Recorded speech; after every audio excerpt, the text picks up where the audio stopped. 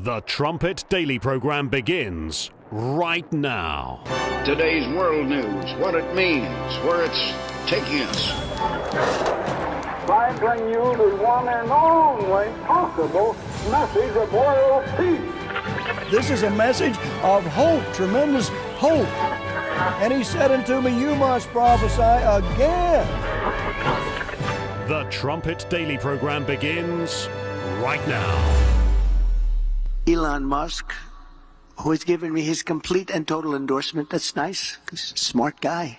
I will create a government efficiency commission tasked with conducting a complete financial and performance audit of the entire federal government and making recommendations for drastic reforms. We need to do it. Can't go on the way we are now.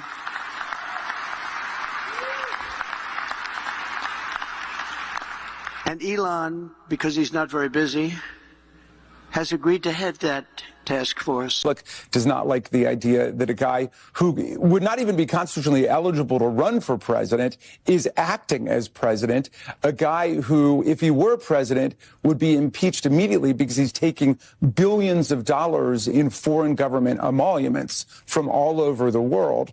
And some people have actually been talking about impeaching President Elon Musk right now, on the theory that he's usurped the powers of the presidency. So we are 3 weeks into the second Trump presidency, 3 weeks. And tonight there are warnings that the U.S. is dangerously close to a constitutional crisis. Now, the first shoe on this dropped when a federal judge today said the White House is defying his order to unfreeze billions of dollars in federal aid, marking the first time that we've had a judge expressly accuse the Trump administration of ignoring a court ruling. And in a separate case today, federal employees here in Washington told a judge that the administration was defying another order by not reinstating workers who had been put on leave. Now, this all has prominent Democrats and many of the nation's top constitutional scholars declaring that the U.S. is on the brink of a reckoning. Not a whole lot happens to a president or an administration who refuses to follow an order because we operate on this kind of trust that the president will do that. And while it's probably apocryphal that Jackson said he has his order, meaning the Supreme Court, let's see them enforce it.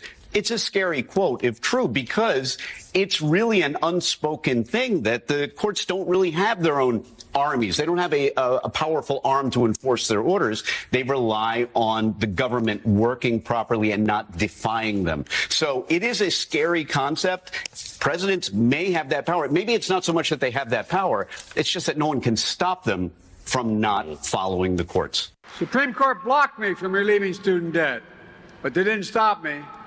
So far, I've relieved student debt for nearly 5 million Americans. All the talking heads, they loved it when the fake president defied the Supreme Court even. I mean, that's the co-equal branch. It's not some federal judge down at a district level. He doesn't have the power that the president of the United States has. They think they do. But this is all they have left. And we've seen it before. Just file a case, submit it to a court where you know you're going to get a radical, activist, left-wing judge to issue a TRO or to do anything, to just slow down the Trump agenda. This time around, it's going to be interesting to watch because it would appear that the Supreme Court is going to be a lot more inclined to help Donald Trump. You're listening to Stephen Flurry, and this is the Trumpet Daily. We appreciate you joining us on today's show. You can get to the live video stream of this program at trumpetdaily.com or at the Rumble channel, rumble.com/Trumpet Daily. It's also replayed every evening on LFA TV. That's LFA on Rumble. Just search for Live from America. And that's, again, every evening. I think it's 8 or 9 o'clock, but it's different time zones across the United States. So you can find it if you want to hunt for it. Lots to get to on today's show. As someone tweeted earlier today, corruption is coming after Elon Musk because he's going after corruption. Think of a radical judge, a left-wing judge, saying, no, you can't audit the Treasury. Just keep sending out all those payments going to who knows where or what or who. Just keep sending it out. They're doing, as I say, everything that they can to try to stop him with lawfare again. But they've used all of this before. Even back in 2017 and 18, I forget the exact case, but when this judge from Hawaii tried to thwart Donald Trump's policies or agenda, even then, Clarence Thomas was just like, you know what, we may need a wider ruling here, because you can't just have some judge from Hawaii, of all places, derail the entire presidency of the United States. And that's what's happening here. So we'll see. We'll see. Of course, the talking heads this time, they are Morning Joe. I mean, today was another meltdown. They're hearing rumors that Trump is going to defy these orders, that he's going to defy these lower courts. And I mean, that sends us into a constitutional crisis. In fact, it's Democrats, radical left-wing, desperate Democrats, who are defying the Constitution. They're trying to steal away the executive powers, the constitutional powers of the executive branch. At Red State, it says the insane overstepping of the lower federal courts in defense of Democrat priorities has reached a new level of impropriety. On Monday, a judge in Rhode Island, so in the first term it was Hawaii, and now some no-name judge in Rhode Island. A judge in Rhode Island ruled that the Trump administration has violated a temporary restraining order and is now ordering the end of all spending freezes instituted by the White House. You cannot freeze spending. We have to keep spending trillions and trillions. Never mind what Donald Trump campaigned on. You saw it there at the beginning of the cold open. I mean, he laid it all out there for all these talking heads saying Elon Musk wasn't voted in. Elon Musk, he wasn't given a mandate by the people. Elon Musk should be impeached. If he was president, Jamie Raskin calls him President Elon Musk. For all those Democrats kicking and screaming, just know that those screaming the loudest, they're on the take. And for all the Republicans who have gone silent, it's probably likely that they're on the take as well. How is it? How is it that these congressional leaders, I think they get paid something like $170,000 or $80,000 a year, which is a nice salary, but for Washington, D.C., and for the cost of living there, how is it that they go off to D.C., the swamp? I suppose some of them are wealthy going in, but how do they go in worth hundreds of thousands of dollars to then 5, 6, 10, 15 years later, they're worth millions? How did AOC become worth millions and millions and millions of dollars?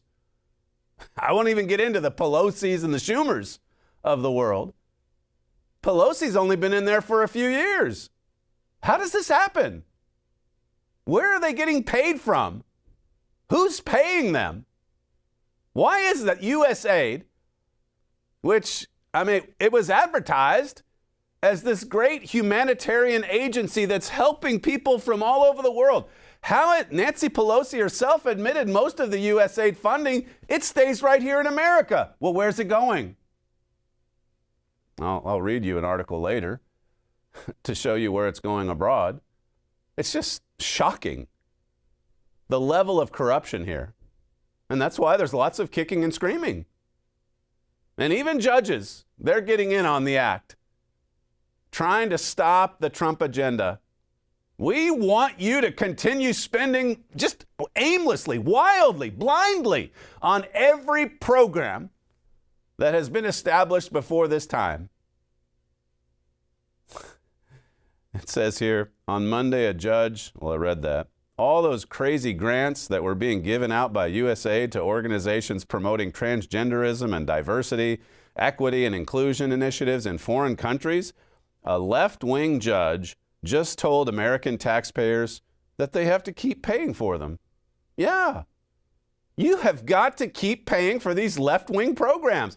You've got to keep praying. You've got to keep paying. They should be praying. You've got to keep paying for transgender initiatives abroad. We've got to spread the love. We've got to spread the tolerance worldwide. This is insanity. This guy says at Red State, it's a soft coup. This is a real insurrection.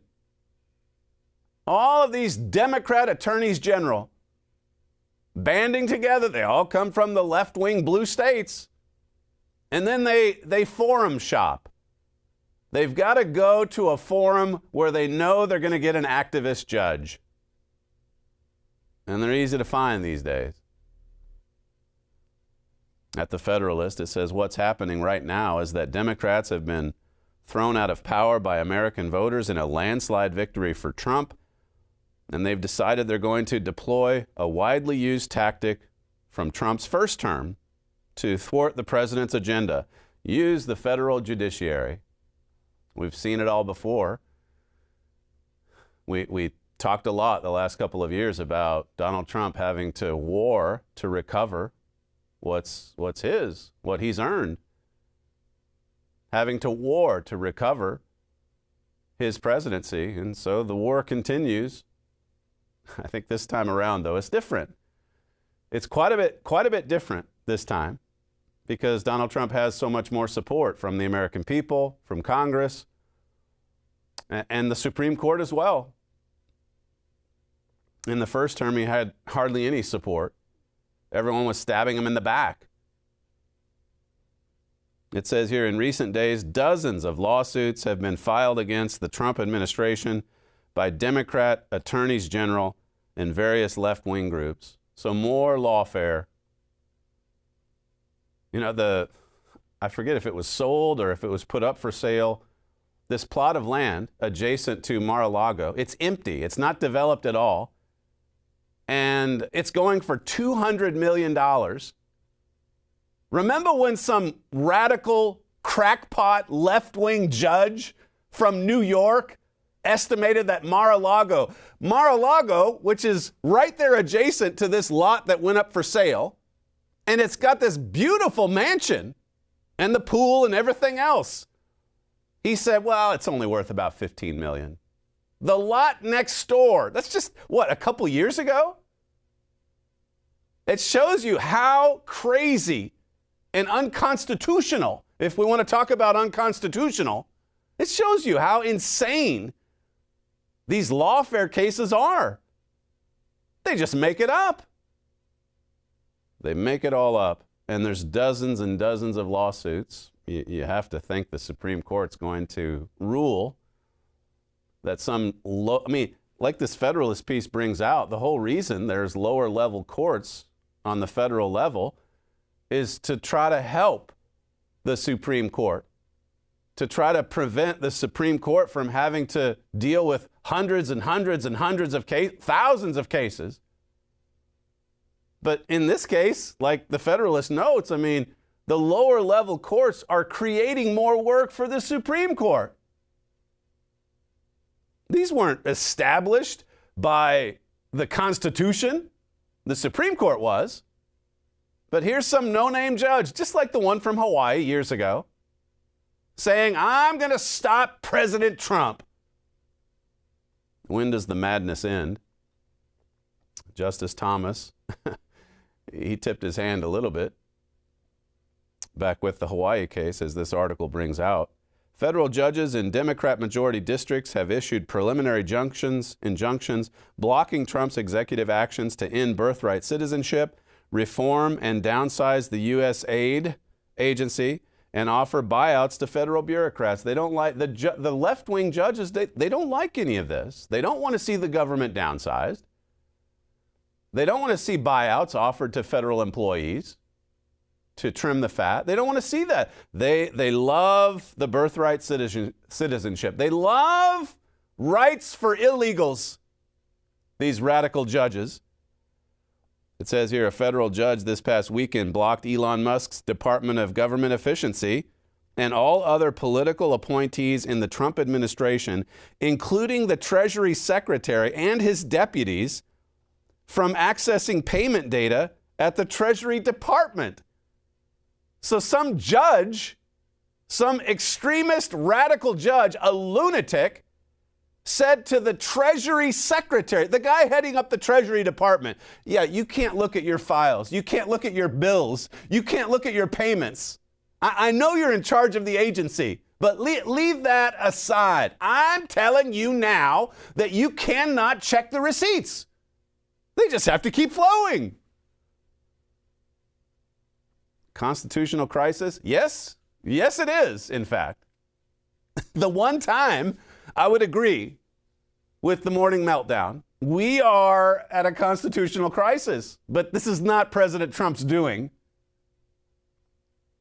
It says with all this lawfare, or what all this lawfare amounts to is a kind of judicial coup. Again, same word as the Red State article. A judicial coup against the sitting president. And they've slowed down the Trump agenda, at least for the moment, as the article says here.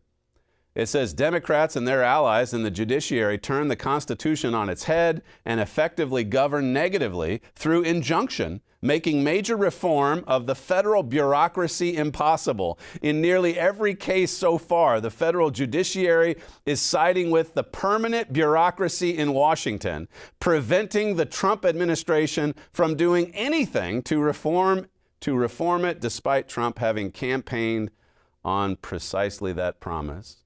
He was out there campaigning on it, and he won in a landslide. He said, I'm going to create a Department of Government Efficiency, and Elon Musk is nice enough to head it up. He's a busy man, but he's agreed to do it, and we need it because we can't sustain what we're doing at the moment.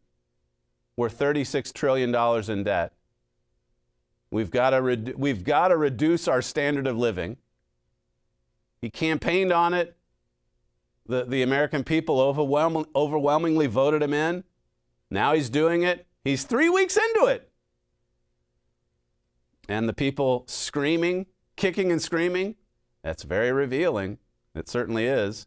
How many people, we've talked all week here about and last week, about the importance of exposure. God even allowing the steal in 2016 in order to expose all of this corruption. Speaking of the steal, play the exchange between Brett Baer and Donald Trump from the other day. As far as I'm concerned, if all of the hostages aren't returned by Saturday at 12 o'clock, I think it's an appropriate time. I would say cancel it and all bets are off. And Putin, do you squeeze him to get him to the table? I mean, how do you... It would have, look, I say it all the time, this would have never happened if I were president. If the election weren't rigged, this would have never happened. And let's see whether or not Fox lets you put that in, okay? The election weren't rigged, do you hear me, rigged? Let's see, I mean, this would have never happened. It wouldn't happen with Putin, and October 7th would have never happened either. The election was rigged. Brett Baer, remember, on election night 2016, when they called Arizona, he couldn't believe it. He's like, are you sure? Are we going to call it? Is the election desk actually calling it this early? He was shocked.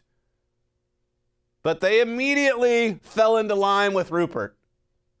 Let's move on. Do not bring up election steal. In fact, blot out that message. And here he is now. You talk about tables turning. Now he's the president of the United States, and he's telling Brett Baer to his face, let's see if the Fox executives let you keep this on the air. This statement, it was rigged. But the thing of it is, God allowed it to expose corruption. And as I said yesterday, I mean, God is not finished. There is more to reveal. There's more to expose. You wonder if this is where so many of these government bureaucrats, after all of the spying, after all of the sham impeachments and lawfare and indictments and convictions, after lying to federal courts, FISA courts, You know, it'll be absolutely funny if it does go right up to the Supreme Court. And these people this morning that said, you've got to obey the courts. We'll see what kind of tune they're singing when the Supreme Court rejects this and says, no, you've got to let the executive have the power that the Constitution gives him. The American people voted for this. They didn't vote for some bureaucrat. They didn't vote for some federal judge in Rhode Island or Hawaii. Who's causing the constitutional crisis?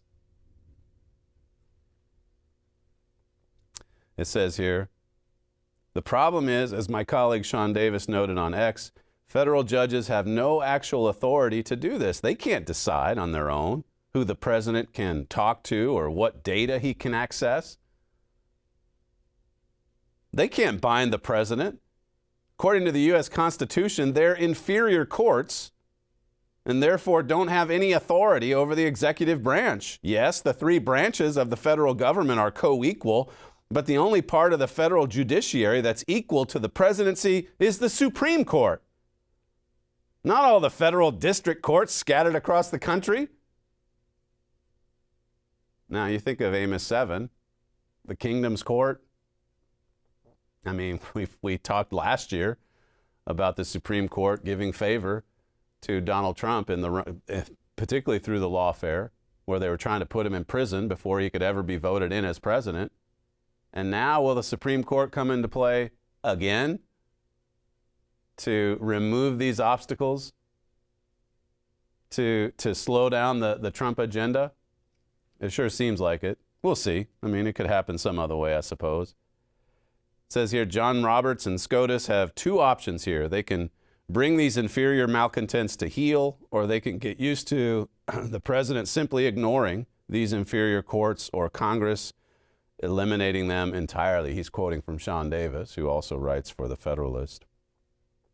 Further on, it says, only a few weeks into Trump's second term, the popularity of injunctions is back with a vengeance, which means the Supreme Court might well step in to decide whether any federal district judge anywhere in the country can bind the actions of the White House by issuing nationwide injunctions.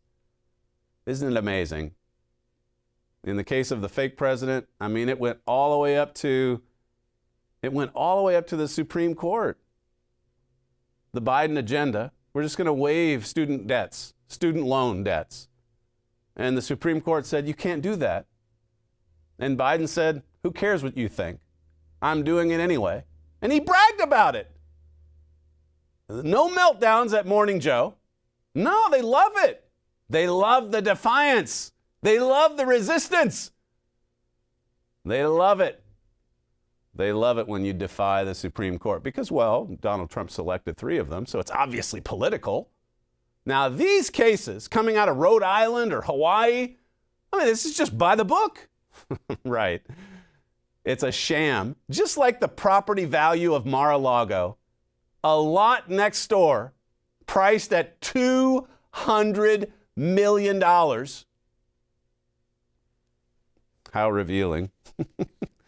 How revealing, coming back to U.S. aid, its funding. I mean, this is from Jerusalem News Syndicate.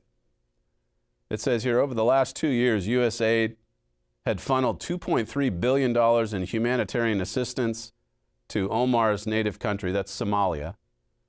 So in the past 2 years, $2.3 billion to Somalia, and I'm sure it gets put to good use to save the children with medicine.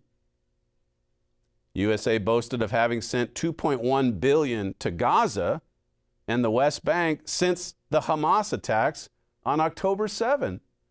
I mean, think about that for a second. That's only a year and a half ago. Hamas went in there and slaughtered 1,200 Jews, raped them, burned their houses, beheaded babies. And U.S. aid, the United States government funded Hamas and the West Bank to the tune of $2.3 billion.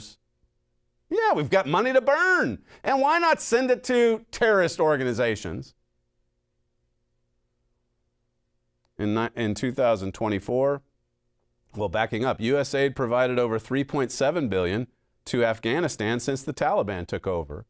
I mean, we all remember the disastrous withdrawal. The United States leaving with its tail between its legs, the Taliban taking over, firing their rifles into the sky. They took over the government buildings. And then since that time, we've given the Taliban, not the people of North Carolina after the hurricane, the Taliban received $3.7 billion. In 2024, USAID announced a $2.7 billion aid request for Yemen. Yemen, that's right. You know, the Iranian proxy, the Houthis? That's right. Give them the cash. USAID provided an estimated $3.4 billion in aid to an enemy or an enemy terror state. That's in the last 5 years. $3.4 billion to Yemen. USAID spent over $700 million on Iraq during the last 5 years, even though the country has long since been governed by Iranian puppets. $3.4 billion was directed to Syria over the past 5. Here they are screaming about Tulsi Gabbard getting confirmed as DNI because, well, she once had a conversation with Assad. She can't be over the intel community. USAID has been funding the Assad regime. $3.4 billion. USAID allocated $1.1 billion to Lebanon, even as the country was run by Hezbollah. While USAID is unable to function in Iran, between Yemen, Lebanon, Syria, and Iraq, over $8 billion was sent to Iranian puppet regimes, even without counting the money spent to Gaza. In total, USAID spent some $18.5 billion on Islamic terror states over those 5 years. And some radical leftist judge in Rhode Island, he wants it to continue. You cannot put a freeze on any of this spending. You keep paying the Taliban. You keep paying Hamas. You keep paying Hezbollah. You can see, it's not like we're, pro-isolationist at the Trumpet Daily. There's a lot to be said for the American policeman abroad maintaining a certain semblance of stability in the world order. But you can certainly see why the America First movement has so much support because of this. People look at this and they're sickened by it. They can't believe that our own government employees would betray the taxpayer wishes to this degree. This is betrayal. This is sleeping with the enemy. And maybe that's the way they want it. Keep them powerful enough to keep agitating and causing wars so that, well, the military-industrial complex here in the U.S. can make money on endless wars. I mean, as long as we don't even need to win. We just need ongoing conflict. It's a boom. It's a boom for our economy. And by our, I mean these elites. As they line their pockets, whether it's Ukraine or wherever it is. How do you fight wars? Forget about winning them. We've won our last war. Herbert Armstrong said this. He was right. Our free brochure. But how do you even fight a war? I mean, in good conscience, when you're funding the enemies of America to this level of doling out handouts, how do you fight wars like that? In good conscience. Okay, this is a good cause. We can get behind this. I mean, you've got Donald Trump. He's issued another ultimatum this week to Hamas. He did it during the campaign. He didn't follow through on it. And now, we'll see what happens Saturday. The ceasefire is effectively over. Hamas has even said Israel's not keeping its end of the deal. What a mess. What a mess. Donald Trump inherited a lot of this. He's good at identifying the evil, and he's trying to fix as many problems as he can. He's overly optimistic about the ability to fix these problems. But how do you fix this? You at least with respect to USAID, you know how you fix it? The best way to fix it? You delete the agency. That's what Elon Musk is saying should be done, and he's right. How do you stop this madness? Just cut it off. Cut off the gravy train. Otherwise, it just continues. But see, there's always going to be a radical judge. This is why the Supreme Court's going to have to get its act together here, because there's always going to be some radical judge somewhere, some Obama appointee that says, no, you can't freeze spending. We have to keep spending billions and billions and billions of taxpayer dollars to fund the Taliban, to fund Iran, to fund the Houthis, to fund Hamas. How come you don't see stories like this in the Washington Post? No wonder they've lost 90% of their readership.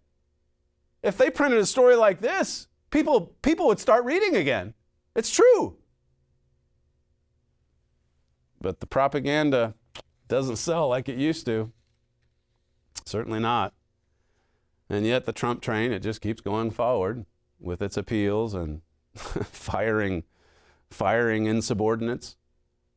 Fox News says the Department of Homeland Security told Fox News that 4 employees are being fired today for circumventing leadership and unilaterally making the egregious payment for hotels for migrants in New York City. I'm sure there's going to be a judge that says, hey, you can't fire a bureaucrat. They're in there for life. Nobody voted them in, but that's fine. They're bureaucrats. They can do no wrong. They're part of the administrative state. They must be believed. They must be. They're traitors, and they're being fired, which is really pretty lenient on the part of the Trump administration to just take away their job. The firings come after Elon Musk wrote on X Monday that the Doge team just discovered that FEMA sent $59 million last week to luxury hotels in New York City to house illegal migrants. It is interesting to watch. There was a story coming out of Canada. It was in our news stack from Toronto about Canada facing some of its problems in ways that it hasn't in years past. And so much of it's brought on by Jeroboam, who has a willingness to confront. Now, he's got it wrong with respect to Hamas, although he may be changing his mind. He talked the other day about the hostages looking like Holocaust victims and said something to the effect, how much longer can we stand this? How much longer can we stand for this? And then he's talking about an ultimatum expiring this Saturday. The hostages better be released. And I think Hamas is preparing itself to challenge Donald Trump yet again because he didn't follow through last time. But maybe he's reading the Trumpet magazine because we wrote about it being a betrayal. We'll see what happens in the coming days. But with respect to corruption here at home, he's confronting, and you're seeing other Israelite leaders and administrations beginning to confront evil, beginning to confront some of these massive problems because their people are pleading with them. And when they look at the United States, they're seeing a president, they're seeing an administration that's showing some courage, that's showing some backbone. He's going up against a lot. This story, really, Kristi Noem, the DHS secretary, she said it on a Sunday show just a couple days ago. The fact that the FBI, listen to this, your FBI is tipping off illegals, gang members who are in the country, in the United States illegally. They're being tipped off about ICE raids from the FBI. Why would the FBI even be involved in border security? From what we've seen the last 4 years, their only concern is January 6 protesters. Now they're actually helping gang members from Venezuela escape ICE raids headed up by Tom Homan, ordered by Donald Trump. It's insubordination. It's a soft coup. It's an insurrection. And Trump's going to have to war to recover complete control of his government. I mean, compared to the first term, though, as I say, it's quite a lot different this time around. Sundance says this is remarkable, truly alarming, quite stunning, and a clear example of how corrupt the FBI agency is. There was a very disturbing article in the Los Angeles Times warning criminal aliens of a pending ICE operation sweep that was coming to the LA area. The source for the advanced tip-off were indicated within the reporting to be FBI officials in Washington, D.C. Here's some more people that need to be fired. It's amazing. It's kind of like the fake president out in front of crowds and cameras bragging about defying a court order, not from some federal judge in Hawaii, from the Supreme Court, from a co-equal branch of government. Today, it appears that the Department of Homeland Security Secretary Kristi Noem is confirming the leak came from the FBI. As she says, the FBI is so corrupt, we will work with any and every agency to stop leaks and prosecute these crooked deep state agents to the fullest extent of the law. So much corruption in government, said Kristi Noem on Sunday. And then the snarky reply from the left-wing reporter, well, your government, you're the DHS secretary. They've been in there 3 weeks. They're trying to clean it up. Notice how the bureaucrats always get a pass. They can do no wrong. They never lie. They're very sincere. They're not cheating or lying or stealing. Certainly not. That's Trump. That's Orange Hitler. If ever the country needed a house cleaning, this is the time. If it doesn't happen now, it'll never happen. And on the positive side, I mean, we're seeing things happen now that nobody ever could have imagined happening. USAID, which was put in place by JFK in 1961, 65 years later, after funding the Taliban and Hamas and all these terrorist organizations, and now it's on the chopping block. And the federal judges are going to fight, kick, scream, do everything that... You need to look into this judge, really, as to who is on the take. As I say, if they're kicking and screaming the loudest, you can be sure that there's some corruption going down.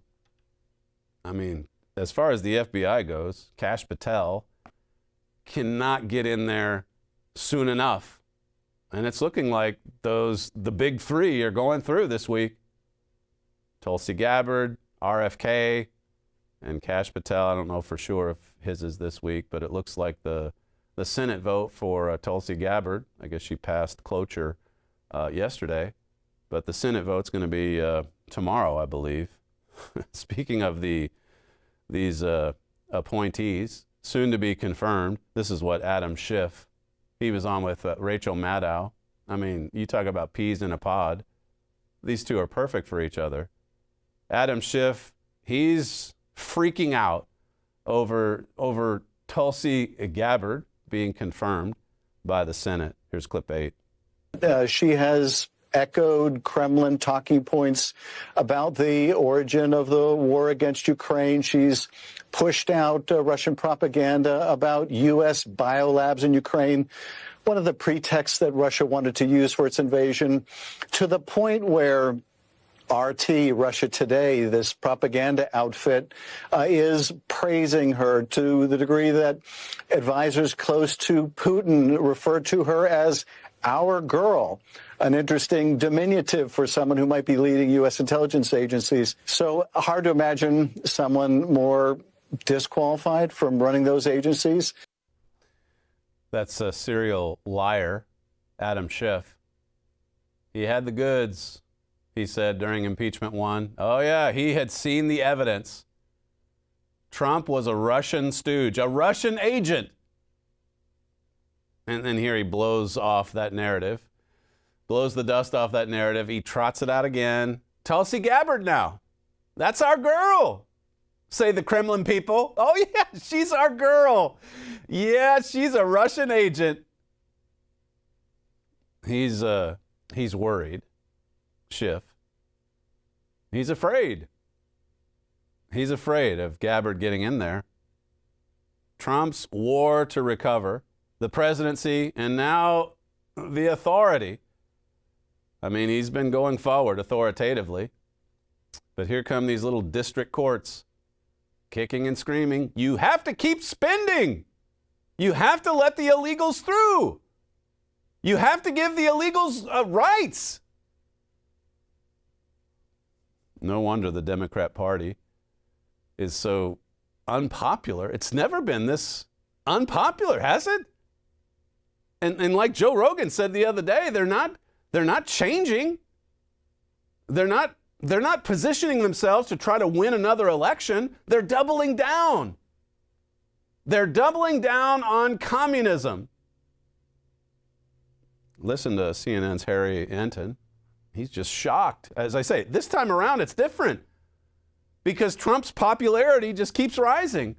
And here you have the CNN guru on polling. He's just shocked that he's this popular. This is clip 3.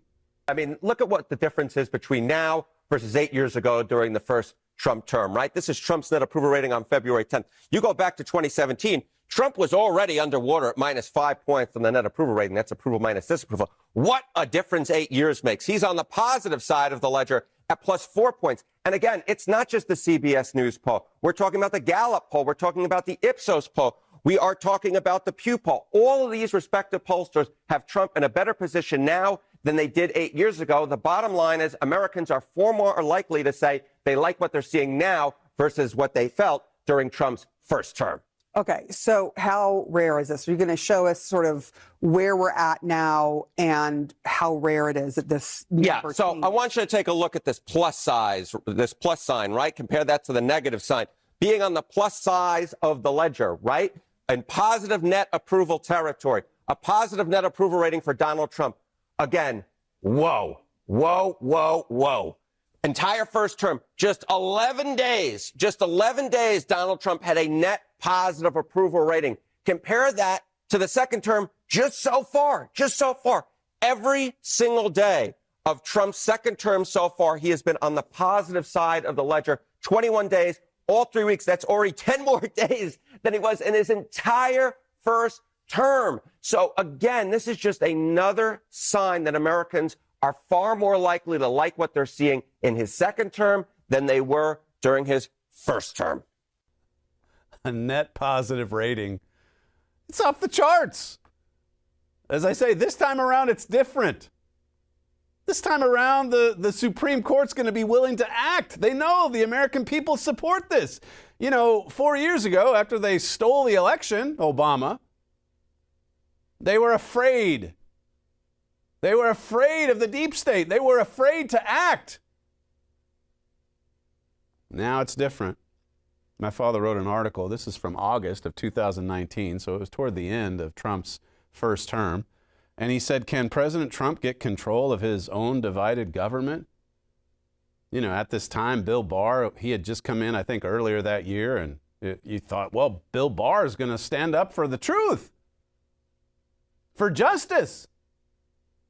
And initially, he saw how unfair some of the attacks were on Donald Trump. But in the end, he turned out to be just another rhino.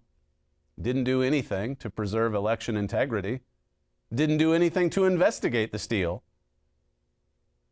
In any event, my father says, since Donald Trump became president, a dangerous level of corruption has been exposed in America's federal government.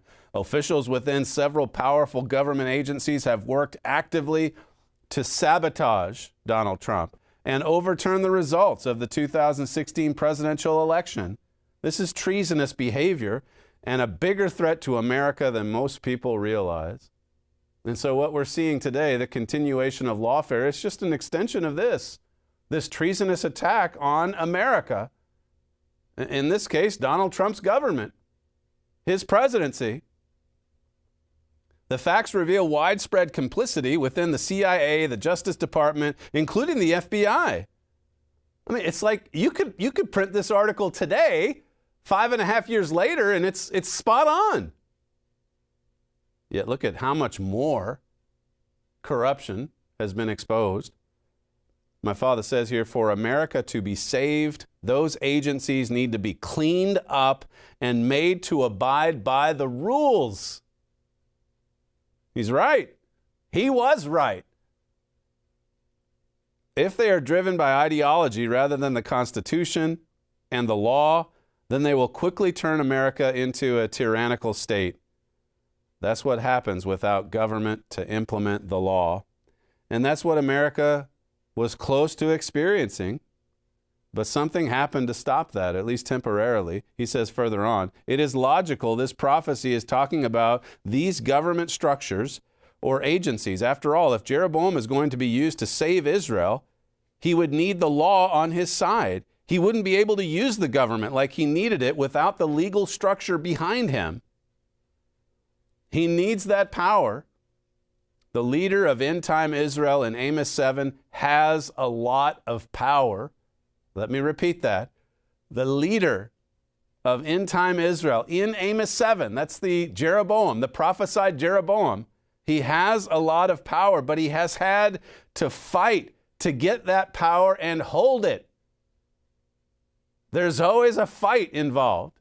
There's always a war to recover. So we have a pretty good idea of how this is going to play out. It's going to play out in Donald Trump's favor. My father's written also that the more they try to attack him, the more powerful he becomes. And isn't that the case? I mean, look at 2024. Look at the conviction, the nonstop lawfare, the 2 assassination attempts. He weathered all those storms, and then he won in November, and it was like he was serving as president the day after. Even as president-elect, he had power. These past 3 weeks, he's exerted a lot of power. And in one final desperate act to try to slow him down, to try to stop him, you've got the activist judges as if on cue. And then, of course, all the talking heads as if in unison, perfectly in unison. We've got a constitutional crisis. That's right. Donald Trump may not obey the law that these courts in Rhode Island, Hawaii, doesn't matter. If it's a judge, he's above reproach. He's enforcing the Constitution. No, there's plenty of corrupt judges, as well as corrupt FBI agents, as well as corrupt workers at the DOJ. There's plenty of corrupt attorneys general across the United States, funded by George Soros, funded by maybe the USAID agency. Who knows? Who knows? I mean, they're paying the Taliban. Why not pay some radical left-wing judge? This is the Daily Beast. Your brain, this is kind of a little more of a lighthearted article, at least from our perspective. It's kind of funny. Your brain on Trump. DC psychologist sees uptick in Democrat patients. They're printing this without a hint of satire or humor. It's serious. People are losing their minds over Trump. You know, Sam's take on this was that Trump is good for business, no matter what the business is. Psychology, hey, you put the bad orange man in there, you add Orange Hitler to the mix, and I mean, you will get more and more customers. It says President Trump's sweeping first few weeks in office have seen military threats issued against Greenland and Panama, a gaggle of teens led by Elon Musk infiltrate the systems of multiple federal bureaucracies, refugee flights canceled, the start of mass deportation raids, and the erosion of transgender rights.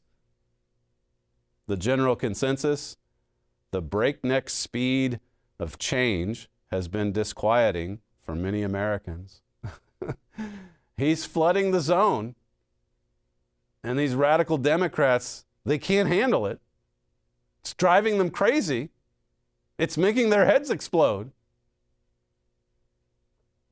I think we can take so much of something before the human brain just like peters out and says, I can't keep up. Sanam Hafiz, a New York-based neuropsychologist, told Axios. The digital news site interviewed a handful of psychologists and mental health experts about the impact of Americans. Andrea Bonnier, a Georgetown University professor and psychologist, told Axios she has seen an increase in patients, largely Democrats. Think about these professors, these esteemed professors at Georgetown. They take themselves so seriously. And the rest of America laughs at them. You guys are a joke. Get a hold of yourself. Deal with it. Well, they're following in the path of Joe Scarborough and all the rest. Hitler. Hitler gets in there, and he tries to reduce the size of government and reduce spending of all things to save the country. It says, citing burnout and despair in part due to the mounting uncertainty generated by Trump's rapid-fire policies and the energy required to keep up. You guys should have cued the violin music while I was reading this. It's hilarious. And it's ridiculous all the same. It says, we are in an unprecedented time that we have so many collective stressors going on, and the rapid fire of media coverage of these policy changes is just adding to the broader collective stress, says a researcher at the Silver Stress and Coping Lab at UC Irvine. You heard that right. There's actually a Silver Stress and Coping Lab at the University of California, Irvine. Send your kids off to college, and maybe they can become an expert at the Silver Stress and Coping Lab. Another one from Axios. This is probably the one that the Daily Beast is quoting from. Trump's shock and awe tests America's response to chaos. Shock and awe. Well, as I said earlier this week, or I guess it's yesterday, it's only Tuesday. It feels like Thursday. But as I said yesterday, I mean, the flooding the zone strategy, it's working. It's working. And you know, you've got the district level judges trying to flood the zone now with all of these baseless lawsuits. We'll see how that it gets sorted out. It says here, Trump's pugnacious style and breakneck series of changes he and Elon Musk unleashed has ratcheted everything up, delighting his supporters and leaving his critics panicked and without a single rallying point.